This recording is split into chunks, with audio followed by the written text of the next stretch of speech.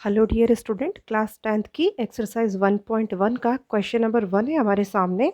Use Euclid's division algorithm to find the HCF of. और ये 3 questions जो है ये हमको दे रखे हैं। इसको वन बाय वन करते हैं। पहला क्वेश्चन लेते हैं 135 एंड 225। ओके, देखिए एचसीएफ फाइंड आउट करने का पहला भी मैंने आपको बताया था इसके पहले कि यूक्लिड्स डिवीजन एल्गोरिदम की हेल्प से हम किस तरीके से एचसीएफ को फाइंड आउट कर सकते हैं। ठीक है, तो इसमें हम पहले ले लेंगे दोनों नंबर कौन से। The given numbers are 135 and 225। ठीक है, इन दोनों में बड़ा कौन है 225। Since 225 is greater then 135। आपको पता है जब इसमें हम लोग करते यूक्लिड्स डिवीजन लेमा आपको बताई थी मैंने, उसमें यही बताया था कि एक नंबर जो होता है वो ग्रेटर नंबर होता है। ठीक है, और वही हमारा डिविडेंड बनता है आगे। ठीक है, by using Euclid's division algorithm. Euclid's division algorithm आपको पता है C is equals to D Q plus R. हमने आपको बताई थी सी और डी जो है वो कोई दो पॉजिटिव नंबर होते हैं। देखिए यहाँ पर भी कोई दो पॉजिटिव नंबर है, इंटीजर है 225 एंड 135। ठीक है, वो ये जो 225 है जो ग्रेटर है वो हमारा सी होता है, और जो स्मॉलर होता है वो अपना डी होता है। ठीक है, क्यू क्वेश्चन होता है, आर जो है वो रिमाइंडर होता है। ये भी आपको बताया गया था कि आर की जो वैल्यू होती है ये हमेशा इस डी से छोटी होगी और ज़ीरो से बड़ी या ज़ीरो के इक्वल होती है। ठीक है, इसको मैंने आपको इस टर्म में भी बताया था, dividend is equals to divisor into question plus remainder. ये हमारी लेमा होती है, इस तरीके से आपको पूरा बताया था। ठीक है, फिर उसके बाद में हमने बात की थी कि हमें करना क्या होता है। तो डिवीज़न एल्गोरिदम जब हम अप्लाई करते हैं तो हमको डिवाइड करना होता है। डिवाइड करके हम हर टाइम चेक करते हैं कि आर क्या आ रहा है। R greater than zero, sorry is equal to zero आ रहा है और नॉट इक्वल टू ज़ीरो आ रहा है। ठीक है, अगर नॉट इक्वल टू ज़ीरो आता है तो हमको फिर से अप्लाई करना पड़ती है, कुछ याद आपको आ रहा होगा। ठीक है, तो चलो इस क्वेश्चन को करते हैं। यहाँ पर आपने 225 ये रहा। ठीक है, तो पहला स्टेप में क्या होगा, हमारा जो ग्रेटर नंबर होता है, ये देखिए जो ग्रेटर नंबर है वो आपका डिविडेंड होता है, और जो स्मॉलर नंबर होता है वो आपका डिवाइज़र होता है। तो मैंने यहाँ पर ले लिया है, ये हमारा ग्रेटर नंबर है, तो ये 225 ग्रेटर नंबर है तो डिविडेंड हो गया। इसका हम डिवाइड करेंगे, वन टाइम जा रहा है और रिमाइंडर जो है वो 90 बच रहा है। बस इतनी बात ये भी याद रखनी है। इसको अपन स्टेप नंबर 1 में लिख लेंगे। तो ठीक है, ये 225 डिविडेंड लिख लिया है। डिवाइज़र जो है वो 135, क्वेश्चन वन टाइम गया इसलिए क्वेश्चन, और रिमाइंडर जो है वो 90 बचा था यहाँ पर तो 90 लिख दिया। ठीक है, आपको ये भी बताया गया था कि आर जो है उसको देखना है। आर यहाँ पर कितना आया 90, मतलब नॉट इक्वल टू ज़ीरो, इसलिए हमको डिवीज़न लेमा जो है वो फिर से अप्लाई करना पड़ेगी। R is not equal to zero, therefore again applying lemma we get step 2। Step 2 जो आएगी हमारी वो क्या होगी, देखो मैंने ये भी बताया था पहले आपको कि जो हमारा रिमाइंडर बचता है वही नेक्स्ट स्टेप के लिए अपना डिवाइज़र हो जाता है, और जिससे आपने पहले डिवाइड किया था, मतलब जो पहले डिवाइज़र था वो अब डिविडेंड हो जाता है। ठीक है, तो इस तरीके से यहाँ पर हम लोग करेंगे। फिर से हम लोग डिवीज़न जब इसका करेंगे तब सेकेंड स्टेप में 135 इज इक्वल्स टू 90 इंटू 1 कैसे आया, डिविडेंड जो था यहाँ पर डिविडेंड लिखा जाता है, ये लिख लिया डिविडेंड 135। उसके बाद में डिवाइज़र कौन था यहाँ पर 90, तो 90 लिख लिया, और कितने टाइम्स गया था वन टाइम इसलिए 1, ये क्वेश्चन हो गया। और रिमाइंडर यहाँ पे बचा था 45, तो यहाँ पर प्लस आर जो होता है हमारा वहाँ पर अपन ने 45 लिख लिया। ठीक है, again R is not equal to zero, अभी भी आर जो है वो ज़ीरो के इक्वल में नहीं है, तो फिर से लेमा अप्लाई करेंगे। ठीक है, इस स्टेप को हमको फिर से आगे बढ़ाना पड़ेगा। स्टेप 3 पे अपन लोग आ गए यहाँ पर। अब फिर से वही चीज़, जो पहले स्टेप में रिमाइंडर था, जो रिमाइंडर बचा था वो अब जो है आपका डिवाइज़र हो जाएगा, और जो डिवाइज़र था वो डिविडेंड हो जाएगा। ठीक है, मतलब जिससे पहले जो बचा था ना उससे अब आप डिवाइड करोगे, और किस में करोगे डिवाइड, जिससे पहले डिवाइड किया था। एक दो बार प्रैक्टिस करने के बाद में याद हो जाएगा, बहुत ईजी है। ठीक है, तो डिविडेंड कौन है आपका 90, 45 से 90 को डिवाइड करेंगे तो 2 टाइम्स जा रहा है, 90 आ रहा है, ज़ीरो आ चुका है, ज़ीरो आया। अब इस स्टेप को पहले स्टेप 3 में लिखेंगे। डिविडेंड जो होता है वो लिख लिया 90, डिवाइज़र जिससे आपने डिवाइड किया था कितने टाइम्स गया था, 2 टाइम्स गया था तो वो लिख दिया, और रिमाइंडर कितना बचा 0, तो 0 लिख दिया। अब 0 आ चुका है, मतलब बस काम खत्म, अभी कुछ नहीं करना। As R is equals to 0 in this step, क्योंकि इस स्टेप में आर जो है वो 0 आ चुका है, इसलिए अब हमको इस स्टेप का जो डिवाइज़र है उसको देखना है। इस स्टेप का डिवाइज़र कौन था, जिस स्टेप में आर इज इक्वल्स टू 0 आया, तो उस स्टेप का डिवाइज़र था 45, तो 45 ही हमारा एस सी एफ होगा। S C F is equals to 45। चलिए अब इसका क्वेश्चन नंबर 2 देखते हैं। यहाँ पर 196 एंड 38220 ये हमारे नंबर्स दे रखे हैं हमको, ठीक है, मतलब वही पॉजिटिव इंटीजर जो बोला जाता है, ठीक है। तो ले लिया given numbers are 196 and this.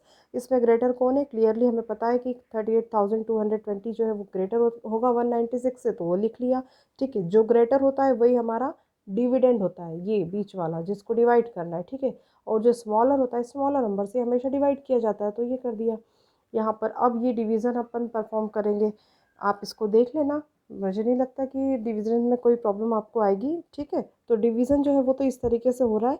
अब by using Euclid's division lemma, lemma आप जानते हैं C is equals to D Q plus R, ठीक है। सी कौन है, ये वाला, डी कौन है, ये वाला, क्यू जो भी क्वेश्चन आएगा, और आर मतलब जो भी उस स्टेप में रिमाइंडर बचेगा। आर की वैल्यू जो होती है वो हमेशा डी से छोटी होती है और ज़ीरो से या तो बड़ी होगी या तो उसके इक्वल होगी, ओके। तो डिविडेंड इज इक्वल्स टू, ये इस फॉर्म में भी लिख दिया। अगर अभी भी कोई कन्फ्यूज़न होता है तो आप इसको देख के इजीली मतलब याद कर सकते हैं, ठीक है। अब हम स्टेप जो है वो परफॉर्म करने जा रहे हैं डिवीज़न, तो स्टेप 1 लिखेंगे उसको देख करके। तो जब पहली स्टेप में ही यहाँ पर रिमाइंडर ज़ीरो आ गया, पहली बार में आपने जब डिवाइड किया ना तभी रिमाइंडर जो है वो ज़ीरो आ चुका है इस स्टेप में। आप डिवाइड करके इसको आराम से देख लेना, हम करेंगे, वीडियो की लेंथ बहुत बड़ी हो जाएगी, ठीक है। तो इस स्टेप में देखिए डिविडेंड कौन है, जो बीच में लिखा है वो डिविडेंड होता है, ये रहा डिविडेंड। डिवाइज़र कौन है, जिससे आप डिवाइड कर रहे हो, कितने टाइम्स गया, तो 195 टाइम्स गया, ये लिख लिया। रिमाइंडर यहाँ पर ज़ीरो बचा है तो ज़ीरो लिख लिया, as R is equals to zero. Remainder zero आ चुका है तो अब कुछ करने की ज़रूरत नहीं है। इस स्टेप का, जिस स्टेप में ज़ीरो आया है उस स्टेप का जो भी आपका डिवाइज़र था ना वही आपका SCF होगा, वही आपका आंसर होगा। क्वेश्चन नंबर 3 देखते हैं। 867 एंड 255, ठीक है। दो नंबर हमें दे रखे हैं, इसमें से भी आप देख लीजिए कौन सा नंबर बड़ा है। तो 867 इज़ ग्रेटर देन 255, ठीक है। Again by using Euclid's division lemma, यहाँ पर यूक्लिड्स डिवीज़न लेमा का यूज़ करेंगे। C is equals to D Q plus R, ठीक है। आर की value R is less than D and greater than और इक्वल टू ज़ीरो, ठीक है। तो पहले स्टेप में डिवाइड करना स्टार्ट करते हैं, ठीक है। यहाँ पर 255 था, 867, इसको 3 टाइम्स गया तो 765 आया, और इस तरीके से हमारे पास में रिमाइंडर 102 बचा है, ठीक। स्टेप नंबर 1 लिखते हैं। 867 डिविडेंड 255 से आप डिवाइड कर रहे थे तो वो लिख दिया, डिवाइज़र हो गया, वो कितने टाइम्स गया, 3 टाइम्स, तो 3 लिख दिया। रिमाइंडर जो भी बचा वो लिख लिया। हमने देखा R is not equal to zero, तो we will again apply the lemma, ठीक है। अब इस कंडीशन में क्या होगा, जो रिमाइंडर बचा था वो अब डिवाइज़र बन गया, और जिससे पहले आपने डिवाइड किया था मतलब जो आपका डिवाइज़र था वो आपका डिविडेंड हो जाएगा, ठीक है। तो 102 रिमाइंडर था तो वो आ गया। यहाँ पर क्या मैंने थोड़ा अलग करके लिखा ताकि किसी को पहले वाले में समझ में नहीं आ रहा हो तो और क्लियर हो जाएगा। और ये जो डिवाइज़र है ना अब वो डिविडेंड हो चुका है, ठीक है। आपने 2 टाइम्स किया इस तरीके से, कुछ 51 जो है वो रिमाइंडर बचा यहाँ पर।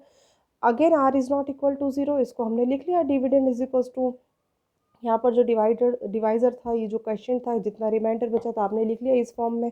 तो अगेन आप देख रहे हैं कि R is not equal to zero, तो लेमा फिर से अप्लाई करना पड़ेगी। स्टेप 3 जो है वो हमारी क्या होगी, लास्ट स्टेप का जो रिमाइंडर था, ठीक है, वो अब हो गया डिवाइज़र, और जो इसमें डिवाइज़र था वो हो गया है डिविडेंड, ठीक है। इसको जब डिवाइड करेंगे तो 2 टाइम्स जा रहा है और ज़ीरो आ रहा है, R is equals to zero. इस स्टेप में डिवाइज़र कौन था जब ज़ीरो आया, 51, तो 51 इज़ SCF। चलिए क्वेश्चन नंबर 2 करते हैं। Show that any positive odd integer, positive odd integer, ये याद रखिएगा हमको ऑड इंटीजर के बारे में बात करनी है, is of the form 6q+1 और 6q+3 और 6q+5, ठीक है। Where q is some integer, अगर q कोई इंटीजर ले लिया जाए तो हमें शो ये करना है कि किसी भी ऑड पॉजिटिव इंटीजर के लिए, मतलब पॉजिटिव भी होना चाहिए और ऑड भी होना चाहिए, उसके लिए वो जो होता है ना वो इस फॉर्म में होता है, 6q+1, 6q+3 और 6q+5, ठीक है। तो कोई और पॉजिटिव इंटीजर लेना पड़ेगा, इसलिए हमने ले लिया ए को सपोज कर लिया है, और यहाँ पर क्वेश्चन के अकॉर्डिंग हमने जो हमारा बी कौन आएगा 6, ठीक है। अब यूक्लिड डिवीजन एल्गोरिदम लगाएंगे, तो देखिए आप जानते हो वो क्या होता है, ए इज इक्वल्स टू, हमारे पास में होता है C is equals to D Q plus R, इस टर्म में अपन ने बात की है, या फिर A is equals to B Q plus R. यहाँ पर सी और डी, इस ये वाला आप यूज़ करो, ये वाला आप यूज़ करो, या आप ये वाले टर्म में यूज़ करो, बात एक ही है। यहाँ पर सी डी भी इंटीजर है और ए और बी भी हम पॉजिटिव इंटीजर ही कोई लेते थे। क्यू हमेशा क्वेश्चन होता है, आर रिमाइंडर होता है, कोई चेंज नहीं है। कहीं पर हम सी यूज़ करते हैं, कहीं पर डी यूज़ करते हैं, थोड़ा सा टर्मिनोलॉजी अपना अपना टीचर टू टीचर वेरी कर जाता है, ठीक है। उसके अकॉर्डिंग हमने यहाँ पर लिख लिया। तो देखिए, और पॉजिटिव इंटीजर के अकॉर्डिंग जो लेमा लगेगा तो कैसे लिखेंगे हम उसको, ए ये अपना पॉजिटिव इंटीजर हो गया, 6 आपने बी की प्लेस पे 6 आएगा ना, ये रहा बी, बी की प्लेस पे 6 हमने ले लिया है तो बी यहाँ पर लिख लिया। क्यू कुछ हमें पता नहीं, वो क्यू लिख लिया, प्लस आर, ठीक है, फॉर सम इंटीजर, क्योंकि क्यू हमको पता है कि कोई इंटीजर है, क्या है वैल्यू वो नहीं मालूम है, तो कोई इंटीजर है, क्यू इज़ ग्रेटर देन और इक्वल टू ज़ीरो, ठीक है। क्योंकि किसी का भी आप या तो ज़ीरो टाइम्स टेबल पढ़ोगे या वन टाइम पढ़ोगे, उससे नीचे आप क्या पढ़ोगे, ठीक है। इसलिए क्यू की वैल्यू जो होगी वो it should be greater than और इक्वल टू ज़ीरो। ये क्लियर हुआ, ये कैसे हुआ, ये क्वेश्चन है। क्वेश्चन में अपन टेबल कभी भी पढ़ते हैं, 2 1 ज़ा 2, 2 2 ज़ा 4, इस तरीके से पढ़ते हैं, या फिर ज़्यादा बहुत हो गया तो 2 0 ज़ा 0, और आप क्या बोलोगे, तो इसलिए हमेशा इसकी वैल्यू क्या होगी, it should be greater than और इक्वल टू ज़ीरो, ठीक। तो यहाँ पर अब हमारे पास में जो आर है, रिमाइंडर जो बचेगा वो भी क्या बचेगा, आर की वैल्यू भी आपको बताई थी पहले कि या वो बी से हमेशा छोटी होती है और ग्रेटर देन और इक्वल टू ज़ीरो होती है, अपन यही पढ़ रहे हैं हमेशा से। तो आर की वैल्यू हमारे पास में यही रहेगी, R should be less than 6 और ग्रेटर देन और इक्वल टू ज़ीरो। तो इसमें पॉसिबल वैल्यूज़ क्या क्या हो जाएंगी, 6 से छोटा और ज़ीरो से बड़ा, ठीक है। तो ज़ीरो को यहाँ पर तो ज़ीरो के इक्वल है, इसलिए ज़ीरो भी लेना पड़ेगा और उससे बड़ा। तो 0 1 2 3 4 5 6 तो अपन ले नहीं सकते, क्योंकि it is not equal to, क्योंकि पहले उसने बोल दिया लेस देन 6 है, इसलिए हमने आर की पॉसिबल वैल्यूज़ इतनी हो जाएंगी, इसके अलावा और कोई नहीं होगी, ठीक है। अब आर की डिफरेंट डिफरेंट वैल्यूज़ के लिए हम क्या करेंगे, यहाँ पर ए निकालने के लिए लगेंगे, ठीक है। For R is equals to zero, जैसे R is equals to zero put किया तो ए इज इक्वल्स टू आ गया 6 क्यू।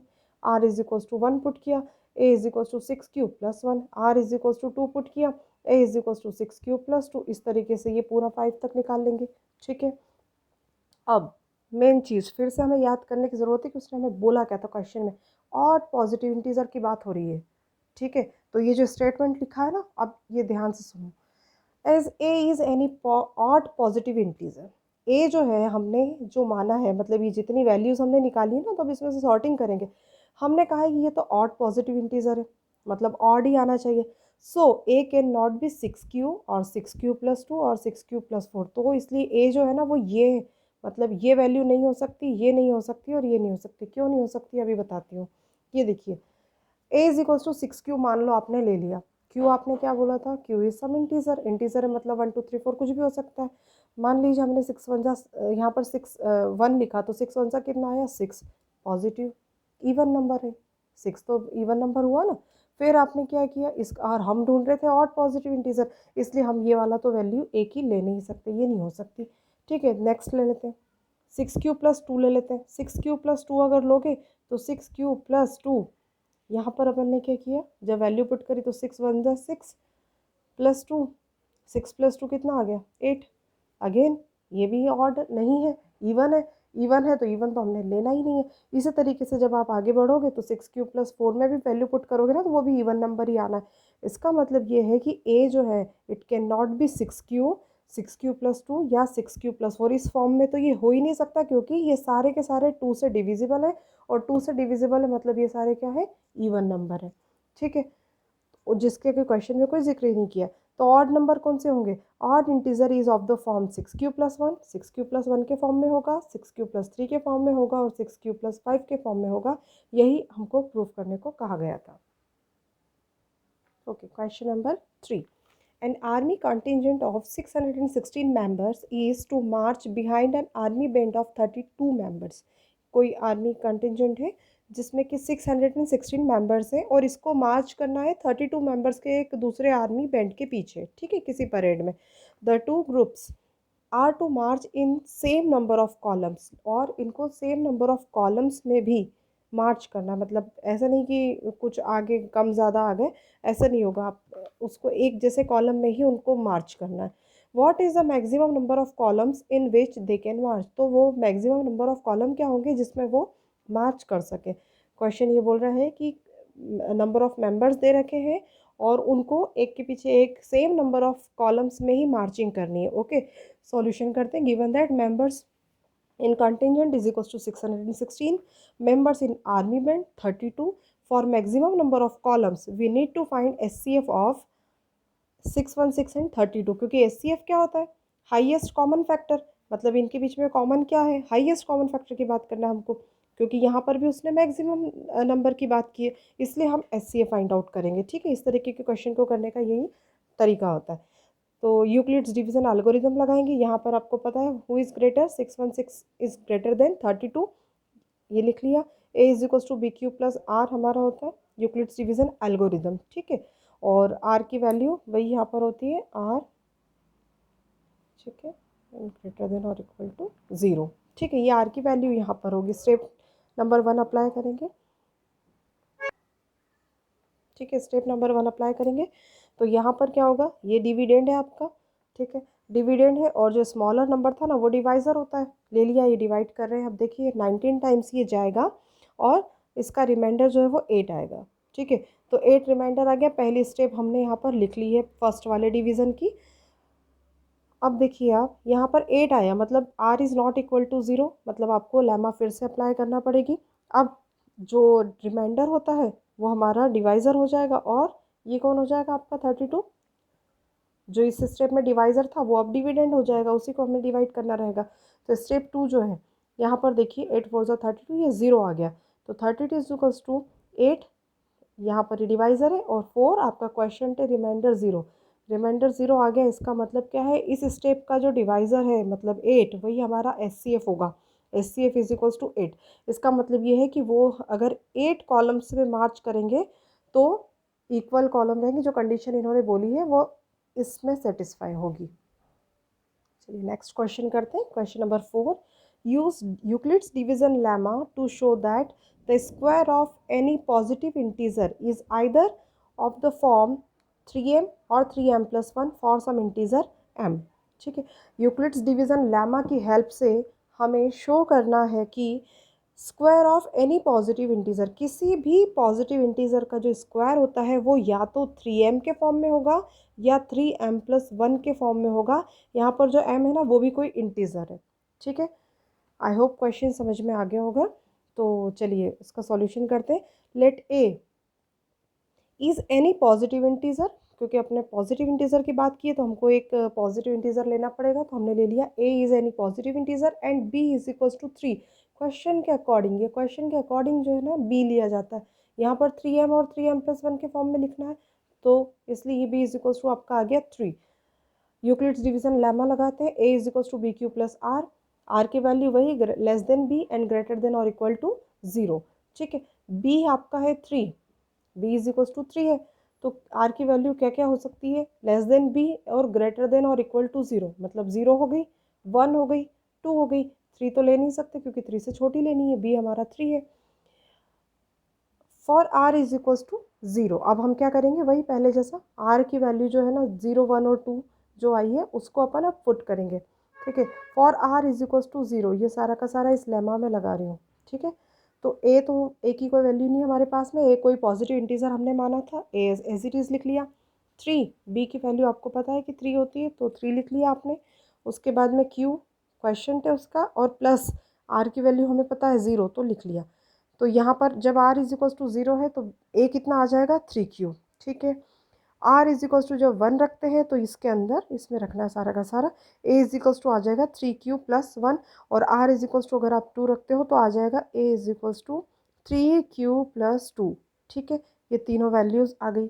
अब इसके बाद में हमको बात करी है इन्होंने क्वेश्चन में square of any positive integer, मतलब पॉजिटिव इंटीजर का स्क्वायर करना पड़ेगा। तो ठीक है, ऑन स्क्वायरिंग बोथ साइड, इन सभी में, इसमें भी अप्लाई करना पड़ेगा, इसमें भी अप्लाई करना पड़ेगा, इसमें भी अप्लाई करना पड़ेगा, सभी में हमको स्क्वायरिंग करनी। मैंने यहाँ पर आपको 3 पार्ट में इस तरीके से, ये आप देख लीजिएगा, इस तरीके से करके दिया है। ठीक है, तो पहला वाला है ए इज इक्वल्स टू 3q, तो यहाँ पर करते हैं हम लोग A square is equals to 3q square. ये पहले भी मैंने आपको बताया कि ये जो 3q है, कुछ बच्चों की आदत होती है कि ब्रैकेट नहीं लगाते, डायरेक्ट लिख लेते हैं 3q स्क्वायर, तो वो कंप्लीट नहीं होता, हमें होल स्क्वायर होना बहुत ज़रूरी है यहाँ पर। ठीक है, A square is equal to 3q whole square, 3 3 ज़ा 9, क्यू स्क्वायर मतलब क्यू स्क्वायर लिख लिया। अब 9 को हम कैसा लिख सकते हैं, क्योंकि मुझे क्वेश्चन का ध्यान रखना है, 3m + 1 इस फॉर्म में ले जाना है ना, तो मैं क्या करूँगी, इस 9q स्क्वायर जो आया है इसको 3 × 3 लिख सकते हैं, 9 को 3 3 ज़ा 9 होता है, तो 3 × 3q स्क्वायर लिख लिया। और ये जो 3q स्क्वायर आया है ना, इसको मैं कोई इंटीजर ले लूँगी,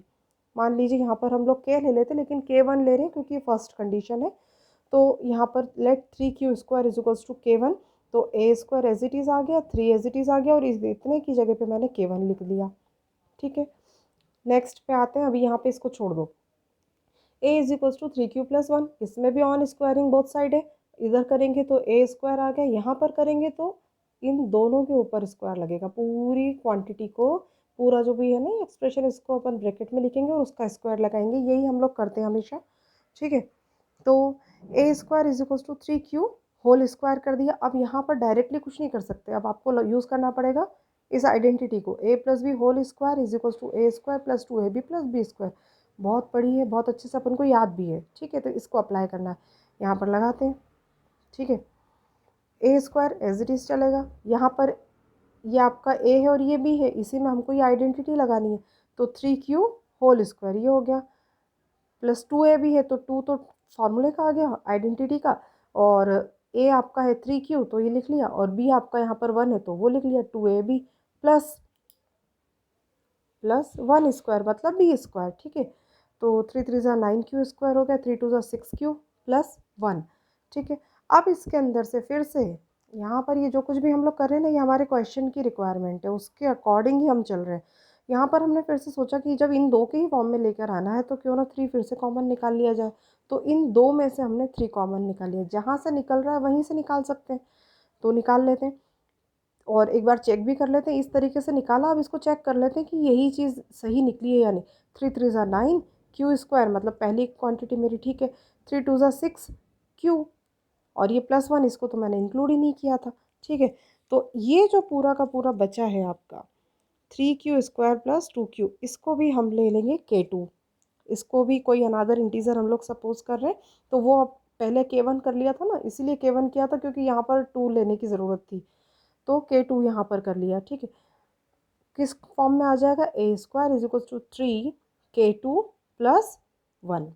ठीक, अब नेक्स्ट ये वाला, ये जो बचा था ना, इस पे भी ऑन स्क्वायरिंग बोथ साइड, तो a square is equal to 3q + 2 whole square हो जाएगा। यहाँ पर भी सेम आप आइडेंटिटी लगाएंगे, यहाँ पर जब आप ये तो फॉर्मूला ओपन आप कर लोगे, यहाँ पर भी कर लोगे, 2 2 ज़ा यहाँ आया 4, ये जो 4 आया है, ये जो 4 आया ना, इसको भी मैं लिख लूँगी 3 + 1 लिख सकते हैं ना, 3 + 1 लिख सकते हैं, ताकि अगली स्टेप में जब कॉमन लेंगे तो एक 3 इसका भी निकल जाएगा और वो +1 के ही फॉर्म में मेरे पास में बचेगा यहाँ पर, इसलिए ऐसा किया। ठीक है, तो इस पूरे को भी आप चेक कर लो एक बार, 3 3 ज़ा 9q स्क्वायर, 3 4 ज़ा 12q, 3 3 ज़ा नहीं, इसको फिर उसके बाद में यहाँ पर एक स्टेप और होना चाहिए था, वो नहीं है, वो बता देती हूँ। ये 4 को तो अपन ने 3 + 1 के फॉर्म में लिख लिया, और ये जो है ना, ये जो हम कॉमन ले रहे हैं यहाँ पर 1 बचेगा, मतलब 3 1 ज़ा 3 करके ये आ जाएगा। ये जो 3 है ये ब्रैकेट यहाँ नहीं यहाँ पर है, इनका निकाल लिया, और उसके बाद में आगे तो ये जो पूरा का पूरा आपका बनेगा इतना हिस्सा, ये जो आ जाएगा आपका k3 आ जाएगा। आप जब इसको करोगे तो बहुत इजीली कर लोगे, और मैं इसको स्टिक कर दूँगी दूसरा यहाँ पर।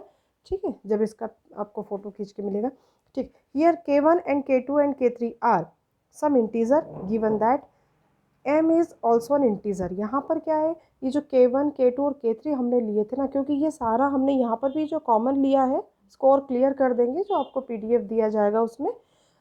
तो ये जो k3 है, ये सारे के सारे कुछ इंटीजर हैं, हमने इसीलिए सिर्फ k नहीं माना था क्योंकि हमको अल्टीमेटली इस फॉर्म में लेकर के आना था। k1 k2 and k3 are some integer given that m is also an integer, so we can write k1 k2 k3 as m, है ना। यहाँ पर m भी इंटीजर है और k1 k2 k3 भी इंटीजर है, तो मैं ये सारे k को m से रिप्लेस कर सकती हूँ। यहाँ पर k1 लिखा है ना, इसकी प्लेस पे मैं m लिख देती हूँ। यहाँ पर k2 लिखा है, इसकी भी प्लेस पे मैं m लिख सकती हूँ, और यहाँ k3 है उसकी भी प्लेस पे लिख सकती हूँ। तो ठीक है, लिखते हैं a square is equal to, यहाँ बन जाएगा 3m, यहाँ बन जाएगा 3m + 1, और यहाँ भी बन जाएगा 3m + 1। मतलब हम अल्टीमेटली वहाँ पहुँच गए कि उन्होंने बोला था square of any positive integer is either 3m और 3m + 1। देखिए आप, यहाँ पर अलग अलग 3 कंडीशन थी, लेकिन तीनों में या तो 3m आ रहा है या 3m + 1 आ रहा है, मतलब जो उन्होंने हमको प्रूफ करने को बोला था वो हम प्रूफ कर चुके हैं। क्वेश्चन नंबर 5 डिस्कस करते हैं। Use Euclid's division lemma to show that the cube of any positive integer is of the form 9m 9m+1 और 9m+8। यहाँ पर आपको फिर से वही उसी की तरह है, बस वहाँ पर स्क्वायर था, यहाँ पर क्यूब है। प्रीवियस क्वेश्चन में यूक्लिड्स डिवीजन लेमा की हेल्प से हमें क्या करना है, किसी पॉजिटिव इंटीजर का क्यूब निकालना है और वो जो है हमें बताएंगे कि वो 9m के फॉर्म में होगा, 9m+1 के फॉर्म में होगा या फिर 9m+8 के फॉर्म में होगा। ठीक है। Let A be any positive integer and B is equals to 3। A कोई पॉजिटिव इंटीजर ले लिया, वही अभी तक लेते आए हैं, वही ले लिया, और बी जो है हमारा 3 रहेगा। By using Euclid's division lemma A is equals to क्या होता है, बी क्यू प्लस आर। इसकी वैल्यू भी अपने को पता है, क्यू जो है वो ग्रेटर देन 0 रहेगा, आर की वैल्यू हमेशा बी से छोटी होती है तो वही रहेगी 3 से छोटी यहाँ पर, और ग्रेटर देन और इक्वल टू 0। ठीक है। यहाँ पर अलग अलग वैल्यूज़ 3 से छोटी है ना, मतलब 0 1 2 होगी। जब इसकी वैल्यूज़ को अपन पुट करेंगे जैसे हमने पीछे पुट किया था, ए इज इक्वल्स टू पहले 0 पुट करोगे तो ए इज इक्वल्स टू आ जाएगा 3q, 1 पुट करोगे तो आ जाएगा A is equals to 3q plus 1, 2 put करोगे तो A is equals to 3q plus 2। ये तीनों वैल्यूज़ आ गई। ठीक है।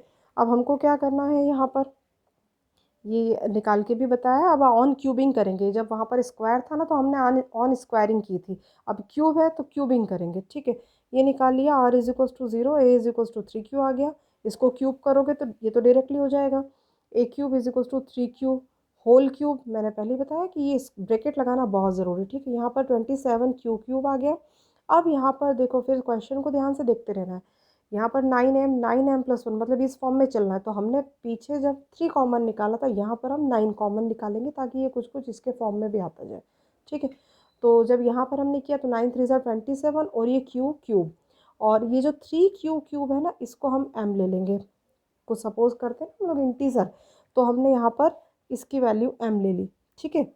यहाँ पर लिख लो, let 3q is equals to m, ये ऐसा आप ले लो, लेट। अब जब r 1 होता है तब a is equals to 3q plus 1 होता है, इसको भी ऑन क्यूबिंग बोथ साइड करेंगे, a cube is equals to 3q plus 1 whole cube. अब यहाँ पर ये वाला फॉर्मूला लगेगा, a cube plus 3a² b plus 3ab² plus b cube. ठीक है। इसमें यहाँ पर आपका a कौन है, यहाँ पर इस क्वेश्चन के अकॉर्डिंग आपका a हो जाएगा 3q और b हो जाएगा 1। यहाँ पर इसको फॉर्मूला में अप्लाई कर लेंगे। आई होप कि आपको फॉर्मूला में अप्लाई करना आता होगा। किसी अगर प्लेस पे कोई प्रॉब्लम हो तो आप मुझसे पूछ सकते हैं। ठीक है। इसके बाद में यहाँ पर आपने इसके ऑन क्यूबिंग कर दिया। क्यूबिंग करने के बाद में नेक्स्ट स्टेप जो होती है वो वही है जो ध्यान से हमें समझने की, कि हमको फिर से इस फॉर्म में लाना है। तो देखिए, यहाँ पर से इन तीनों में से कॉमन लेंगे, 9m या 9m+1 या 9m+8 के फॉर्म में लाना है। तो मैं क्या करूँगी, इतने पूरे में से ना 9 कॉमन ले लूँगी। चेक कर लेते हैं सही हुआ कि नहीं। 9 3 27q cube, 9 3 27q², 9q plus 1 की तो ज़रूरत है अपने को, तो कुछ करना ही नहीं है। इतने में से ये जो क्वांटिटी है ना, 3q cube plus 3q² plus q, इसको हम फिर से m ले लेंगे। m कोई पॉजिटिव इंटीजर है, ये भी पॉजिटिव इंटीजर है ये भी, तो इसको m सपोज कर लिया। तो देखिए a cube is equals to आपका आ गया 9, ये पूरे को m सपोज किया था तो उसके प्लेस पे m आ गया, और प्लस 1। ठीक है। यहाँ तक हो गया। उसके बाद में r इज इक्वल्स टू 2, जब r is equals to 2 put करोगे, a इज इक्वल्स टू आपका 3q प्लस 2 आएगा। Again on cubing both side, हमने फिर से इसको क्यूबिंग किया। तो देखिए आप, यही फॉर्मूला हम लोग फिर से अप्लाई करेंगे। बहुत पहले से करते आ रहे हैं ये आइडेंटिटी को यूज़, अभी फिर से करना है। ठीक है। तो इसको आप पूरा का पूरा जब सॉल्व करोगे, पहले फॉर्मूला लोगे, फिर इसमें a और ये b है, इसको अप्लाई करोगे। यहाँ पर अप्लाई करने के बाद में इसको क्यूब कर दोगे, जैसे 3 3 9, 9 3 27, तो ये आ गया। इसी तरीके से ये पूरा आएगा। अब हमें क्या करना है, वो उसमें से फिर से जैसे पहले 9 कॉमन लिया था ना, पीछे किया था हमने, वैसे ही इसमें से भी करेंगे। तो ये पूरी क्वांटिटी जो है आपकी, ये आ जाएगी। इस पूरे को ये फिर से हम लोग कोई m पॉजिटिव इंटीजर मान लेंगे। तो देखिए 9, ये m और ये प्लस 8, यहाँ पर देखो ये 8 आया था, 8 आया था ना, और हम तो इतने में से कॉमन निकाल रहे हैं 9 को। ठीक है। तो ये 8 आया था, वो एज इट इज़ रहेगा। 9 हम कॉमन निकालेंगे और बाकी जो रेस्ट क्वांटिटी अंदर जो भी बचेगी उसको अपन m सपोज कर लेंगे। वही हमने यहाँ पर किया है। ठीक है। तो ए क्यूब इज इक्वल्स टू आ गया 9m+8। यहाँ पर m जो है फिर से कोई पॉजिटिव इंटीजर ही है जो हम बोल रहे थे। तो देखिए इस तरीके से यहाँ पर क्वेश्चन जो बोल रहा था 9m, 9m+1, 9m+8। तो देखो जब पहले अपन ने 0 का किया था ना, कहाँ किया था, ये वाला, तो देखिए ये 9m आया था, ठीक है। फिर हमने यहाँ पर जब इससे किया तो 9m+1 के फॉर्म में आ गया, और अभी थर्ड हमने जब किया तो 9m+8 के फॉर्म में आ गया। यही हमें प्रूफ करना था कि the cube of any positive integer, किसी भी पॉजिटिव इंटीजर का जो क्यूब होता है वो 9m, 9m+1 या 9m+8 के फॉर्म में होता है। Hence proved.